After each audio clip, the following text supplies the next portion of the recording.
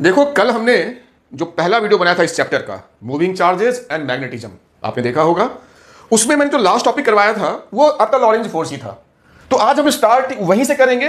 मैंने पहले तो बता ही दिया था लॉरेंज फोर्स क्या होता है, उसका इंट्रोडक्शन वगैरह।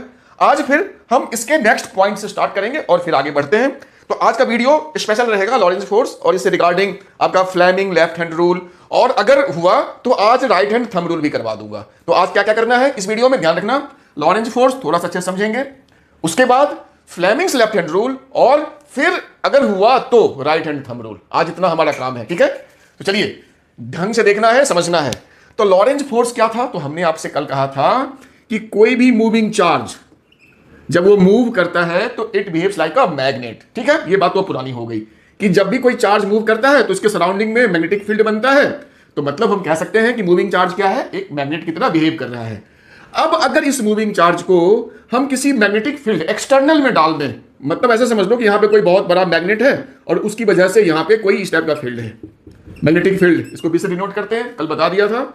अब इसमें अगर कोई चार्ज मेरा मूव करता है तो क्या होता है, ये चार्ज चूंकि एक मैग्नेट की तरह बिहेव करेगा और ऑलरेडी एक मैग्नेटिक फील्ड है, तो इस पे अट्रैक्शन या रिपल्सन कोई फोर्स लगेगा। इसी फोर्स को मोटा मोटा हम कहते हैं लॉरेंज फोर्स। वैसे उसमें इलेक्ट्रिक फोर्स की भी बात होती है, बट उसको आज हम नेगलेक्ट करेंगे। हम कहेंगे जो लॉरेंज फोर्स किसी मूविंग चार्ज पे होता है, कल बताया था, वो चार्ज इनटू उसकी velocity into external magnetic field जो पहले से अवेलेबल है, और इनटू साइन थीटा। और ये जो साइन थीटा है ये चार्ज की वेलोसिटी और मैग्नेटिक फील्ड जो है उसके बीच का एंगल आपका थीटा होगा, ठीक है। तो इससे एक चीज तो यहीं पे समझ में आ गया है कि अगर ये जो चार्ज है अगर यू मूव करेगा, तो इस केस में देखो फील्ड भी ऐसे है और चार्ज भी ऐसे मूव कर रहा है, तो थीटा मेरा हो गया 0 डिग्री, तो साइन 0 होता है 0, तो आपका फोर्स हो जाएगा 0 अगर चार्ज जो है वो parallel to magnetic field move करेगा। और अगर वही चार्ज, अगर यहां पे देखो, इस फिगर को मैं दोबारा बनाता हूं, अगर यही चार्ज अगर यू मूव करता है, ऐसे इधर नहीं ऊपर मूव करता है, और मेरा फील्ड अभी भी ऐसे है, चार्ज ऊपर, ये हो गया 90 डिग्री, तो साइन 90 डिग्री जो होता है वो मेरा 1 होता है। तो उस केस में जब 90 डिग्री हो, मेरा फोर्स जो होगा वो मैक्सिमम होगा, क्योंकि साइन 90 का मैक्सिमम वैल्यू 1 ही होता है। तो यहां पे जब हम 1 डालेंगे तो फोर्स का ये मेरा मैक्सिमम वैल्यू QVB, मतलब ये जो मैक्सिमम वैल्यू होगा वो QVB हो जाएगा। तो इस बात का ध्यान रखना है कि लॉरेंज फोर्स जो अराइज होगा, जो क्रिएट होगा, वो एंगल पे डिपेंड करता है। अगर एंगल 0 हो गया किसके किसके बीच, मैग्नेटिक फील्ड और चार्ज की वेलोसिटी, यानी V और B के बीच, तो साइन 0 0, फोर्स 0 हो जाएगा। अगर वो चार्ज फील्ड के साथ 90 डिग्री यानी परपेंडिकुलर मूव करता है, तो वो फोर्स मैक्सिमम होगा, क्योंकि साइन 90 मैक्सिमम 1 वैल्यू होती है, दैट इज QVB। अब हो सकता है ये ऐसे मूव करे किसी पर्टिकुलर एंगल थीटा पे, तो जो थीटा की वैल्यू होगी हम डालेंगे, हमारा फोर्स आ जाएगा। तो मैक्सिमम फोर्स मेरा QVB होगा, मिनिमम मेरा 0 होगा, और बाकी जो भी एंगल्स है उसके हिसाब से आपको फोर्स को एडजस्ट कर लेना है। तो लॉरेंज फोर्स हमारा किसी भी मूविंग चार्ज पे जब वो किसी मैग्नेटिक फील्ड में मूव करता है तो लगने वाला फोर्स है, that is QVB sine theta. या इसको अगर लिखे हम वेक्टर फॉर्म में, तो force equals to QV cross B। यही है आपका लॉरेंज फोर्स, मैग्नेटिक फोर्स।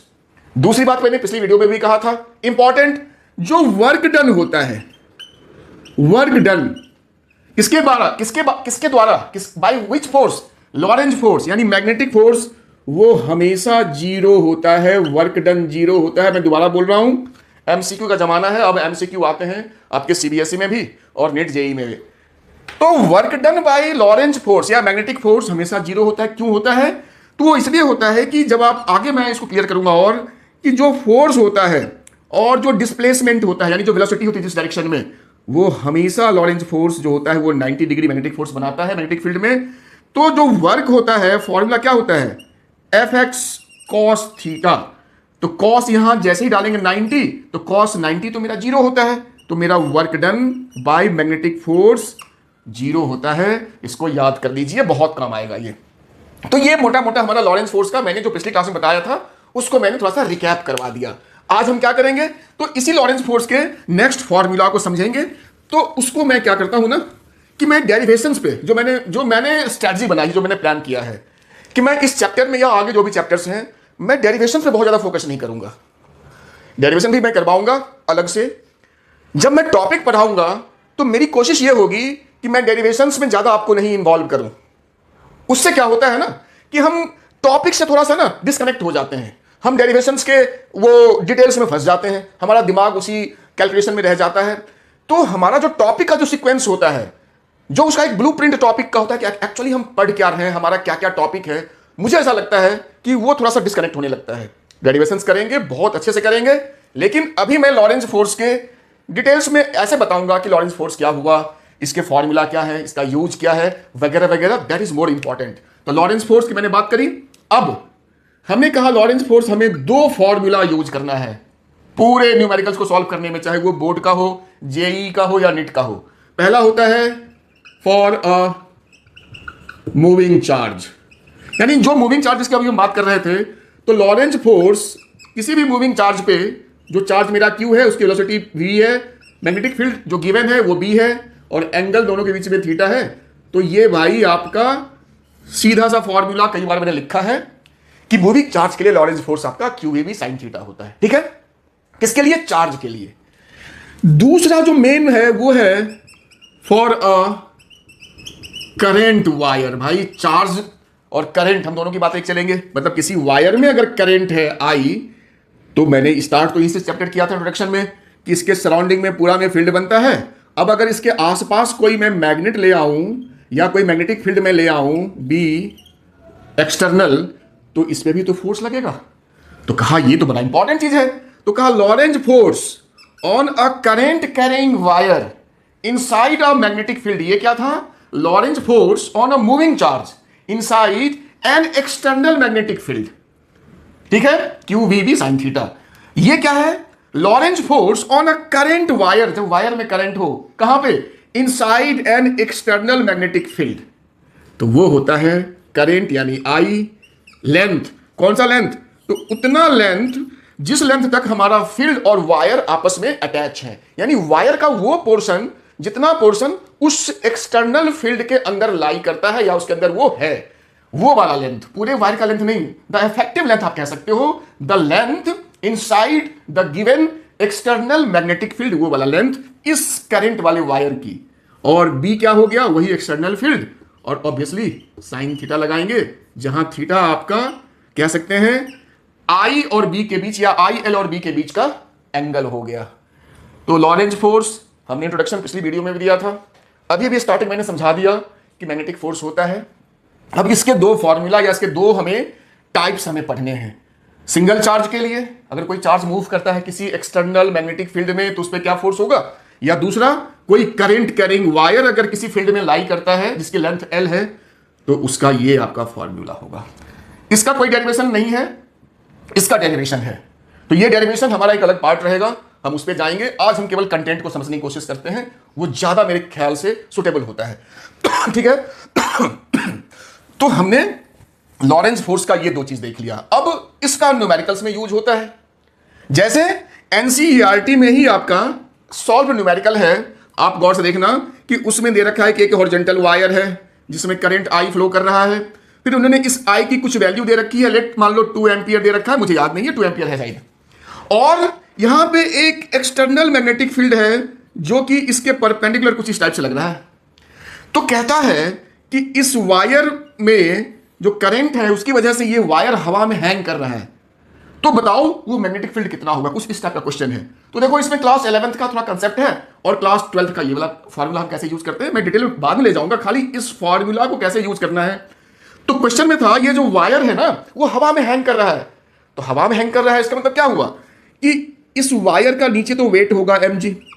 अब जरूर कोई एक अपोजिट और सेम फोर्स होगा, इक्वल एंड अपोजिट फोर्स, जो कि इस वायर को उठा के रखा है जिससे कि हवा में हैंग कर रहा है, ना तो नीचे जा रहा है ना ऊपर जा रहा है। इट मीन्स जो ऊपर का फोर्स है वो इसके mg के बराबर होगा। अब ऊपर का फोर्स में हम क्या करेंगे, यहां लिख लेंगे ILB, और जहां तक मुझे क्वेश्चन में याद है थीटा 90 डिग्री है, तो साइन थीटा साइन 91 होता है, तो लिखा नहीं यहां पे, that is equals to mg। तो इससे आपका B निकल जाएगा mg upon I into L। अब मास गिवन है इस वायर का, G आपको पता है, I तो मैंने यहां पे 2 एम्पियर लिखी दिया है जो भी गिवन है, और लेंथ भी गिवन है। तो आप सॉल्व करेंगे तो आपका आंसर आ जाएगा तो ये एनसीईआरटी में या कहीं भी आपके पेपर में जब भी कोई न्यूमेरिकल आएगा तो इस फॉर्मूला का कुछ इस टाइप से आप यूज कर सकते हैं।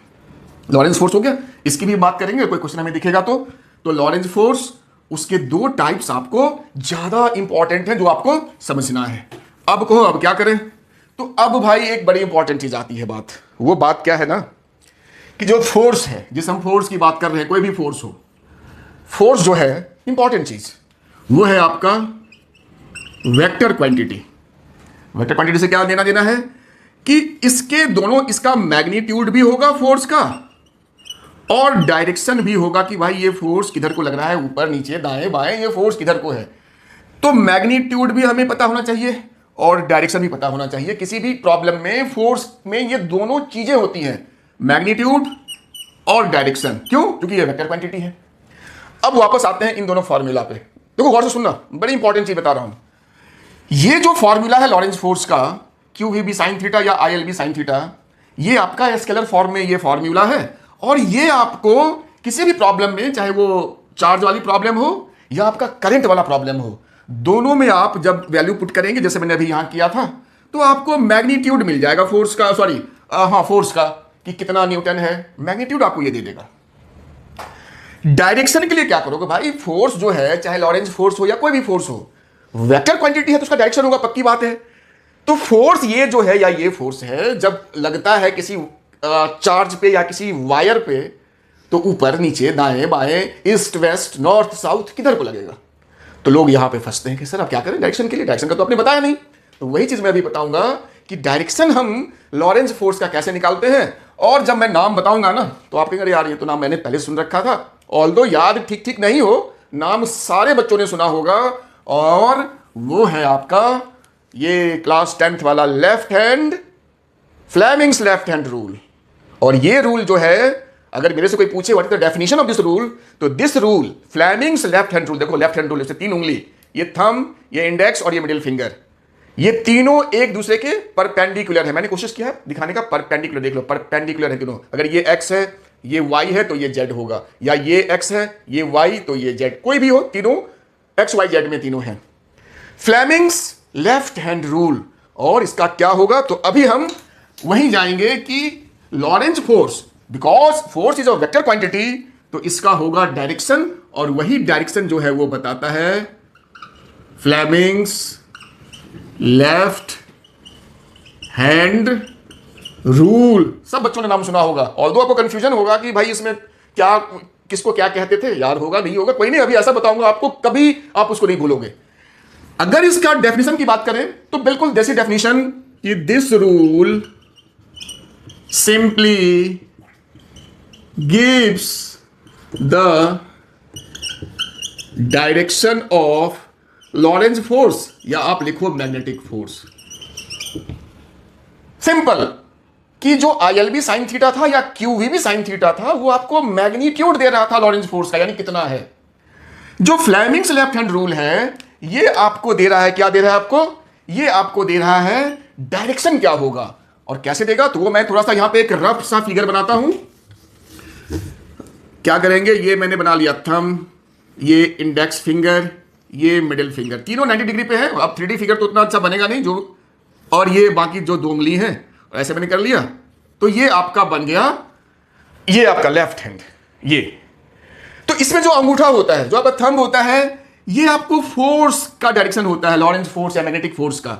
अब बची ये उंगली, इंडेक्स फिंगर, ये वाली उंगली, ये आपका मैग्नेटिक फील्ड बताता है कि आपका फील्ड किधर को होगा, और ये डायरेक्शन ऑफ करंट, या कह सकते हैं पॉजिटिव चार्ज का डायरेक्शन। कि अगर मैं सिंगल चार्ज की बात करूं तो पॉजिटिव चार्ज अगर इधर को भाग रहा है, इस डायरेक्शन में, इस डायरेक्शन में, तो ये करंट का डायरेक्शन हम लेंगे कन्वेंशनली। तो फिर से कहता हूं, ये फोर्स, ये मैग्नेटिक फील्ड और ये करंट, या पॉजिटिव चार्ज का डायरेक्शन ये। खैर अभी हम फोर्स, फील्ड और करंट की ही बात कर लें। तो ये जो आपका लेफ्ट हैंड रूल है, ये क्या कहता है, अगर फील्ड मेरा इधर को है, सपोज राइट को, आपके इधर राइट को, और करंट आपकी तरफ है इधर, तो जो फोर्स होगा उस चार्ज पे, पॉजिटिव चार्ज पे, या अगर ये करंट का वायर है तो इस वायर पे वो फोर्स ऊपर की तरफ होगा। This is your Fleming's left hand rule. आप देख लो कैसे मैंने उंगली को कर रखा है, फ्लेमिंग्स, ये आपका फोर्स, ये आपका इंडेक्स फिंगर जो है मैग्नेटिक फील्ड, और ये आपका करंट। अब बच्चों देखो, मैंने जो ये एक्सपीरियंस किया है, जो मेरा अपना अनुभव है अपने टीचिंग का, कि बच्चों को ये कंफ्यूजन हो जाती है कौन सा एफ है, कौन सा बी है, कौन सा आई है। तो मैंने इसको क्या करा है, थोड़ा सा बढ़िया फिगर, मैंने इसमें क्या करा है कि मैंने कहा कि इसको याद करने का एक बड़ा सिंपल तरीका है। मैंने इसका नाम रखा है F B I rule. Fleming's left hand rule को ही मैंने एक निक नेम दे दिया है ना, मैंने इसको एक निक नेम दे दिया एफ बी आई को। सर ये क्या है? तो एफ बी आई बड़ा पॉपुलर नाम है, जैसे इंडिया में है ना सीबीआई, जो एक इन्वेस्टिगेशन एजेंसी है। वैसे यूएस का, अगर आपने हॉलीवुड की मूवीज देखी होगी, आपको ये क्या बोलते हैं जीके वगैरह का पता है, तो यूएस में जो है, जो उनकी एजेंसी है इन्वेस्टिगेशन की, federal bureau of investigation, FBI, काफी पॉपुलर नाम है। तो इस नाम को याद करना मुश्किल नहीं है, एफबीआई। अब अगर ये एफ हो गया तो दूसरा बी हो गया, तीसरा आई हो गया, तो हम इस सीक्वेंस को याद रखेंगे, एफबीआई। और एक चीज और बता दूं, मैंने इस थंब को, इस अंगूठे को ही एफ क्यों लिया? तो कहा देखो भाई, हमारी इन पांचों फिंगर्स में ना, इन पांचों उंगलियों में सबसे पावरफुल हमारा थंब ही होता है, यानी फोर्स को ये रिप्रेजेंट कर सकता है। सबसे ताकत इसी में होती है, फोर्स। सबसे ज्यादा फोर्स लगाना हो तो आप थंब लगाते हैं, ना कि इस उंगली से दबाते हैं, थंब लगाते हैं। तो भाई उस हिसाब से फोर्स के लिए बिल्कुल सुटेबल है ये।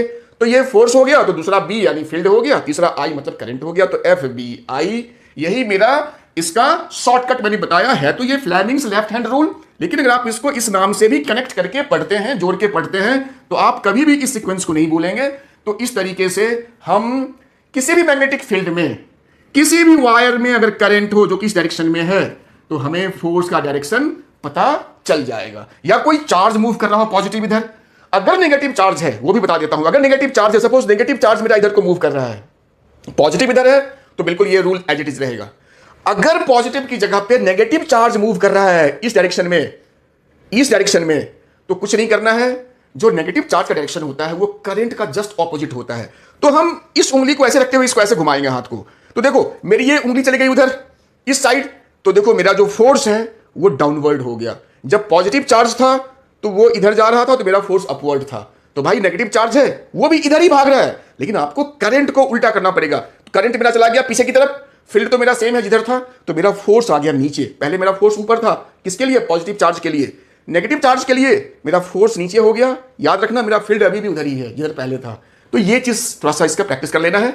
यही आपका फ्लेमिंग्स लेफ्ट हैंड रूल है, जिसको मैंने आपको एफबीआई रूल से समझाया। अब एक प्रॉब्लम कर लेते छोटा सा, और उस प्रॉब्लम के बाद हम क्या करेंगे कि देखेंगे कि हम इस रूल को कैसे लगाएंगे। छोटा सा प्रॉब्लम है जिसमें मैं एक पॉजिटिव चार्ज आपको दिखाऊंगा कि कैसे आपको डायरेक्शन लेना है।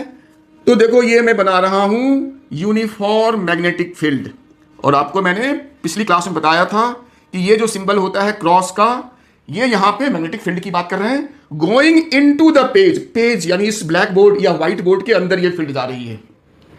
अब हमने क्या किया, हमने यहां पे एक पॉजिटिव चार्ज ला के रख दिया। ध्यान देना, फील्ड है इनटू द पेज। अगर मैं उंगली की बात करूं लेफ्ट हैंड में, तो देखो गौर से, इस उंगली को मैं ऐसे रखूंगा अंदर की तरफ, प्रैक्टिस करना अभी साथ साथ, ये अंदर की तरफ उंगली। अब ये जो चार्ज है ये इधर को मूव कर रहा है, इधर। तो देखो फील्ड अंदर, और ये चार्ज, ये जो उंगली है, ये मिडिल फिंगर, ये मेरा राइट की तरफ, इधर चार्ज मूव कर रहा है। तो आप देख सकते हो जो मेरा थंब है, जो मेरा अंगूठा है, ये मेरा ऊपर की तरफ है। ऊपर मतलब इस कंडीशन में जब फील्ड अंदर हो, चार्ज की वेलोसिटी इस डायरेक्शन में हो, तो जो लॉरेंज फोर्स या मैग्नेटिक फोर्स कह लो, जो भी कह लो, वो आपका अपवर्ड होगा। यही आपका था फ्लेमिंग्स लेफ्ट हैंड रूल को कैसे लगाते हैं। अगर यहां पे नेगेटिव चार्ज मैंने ले लिया, ये भी बता देता हूं, और ये चार्ज भी लेट्स सपोज इधर ही मूव कर रहा है, इधर ही जा रहा है, जैसे ये राइट को था, ये भी राइट को ही जा रहा है। तो देखो फील्ड अभी भी मेरा अंदर की तरफ।